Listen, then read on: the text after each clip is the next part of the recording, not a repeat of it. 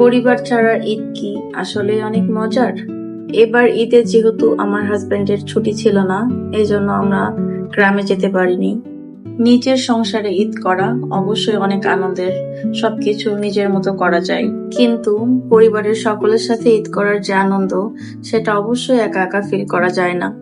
আমরা যেহেতু বাসায় দুইজনই ছিলাম, আমার হাজবেন্ডের ঈদের দিনেও অফিস ছিল, এজন্য আমাদের তেমন কোনো প্ল্যানিংই ছিল না।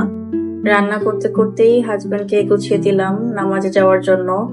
এরপর সে নামাজে চলে যাওয়ার পরে আমি নুডলস রান্না করব। নুডলস রান্না করতে করতেই আমার সেই আগের কথা মনে পড়ে গেল।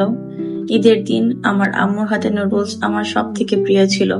প্রতিটি কাঁটা চামচে যেন মিশেছিল মায়ের হাতের যত্ন, ভালোবাসা আর ঈদের আনন্দ।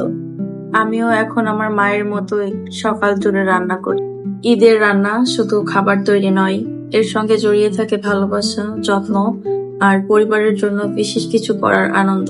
আলহামদুলিল্লাহ, সব কাজ সুন্দরভাবে হয়েছে। সব খাবারগুলো আমি টেবিলে সার্ভ করে দিয়েছি। এরপর আমার হাজবেন্ড নামাজ থেকে চলে এসেছে। এখন আমরা একটু খাওয়া দাওয়া করব। সে সবকিছু একটু একটু করে টেস্ট করছিল আর বলছিল আজকের রান্নাগুলো নাকি আসলে অনেক মজা হয়েছে।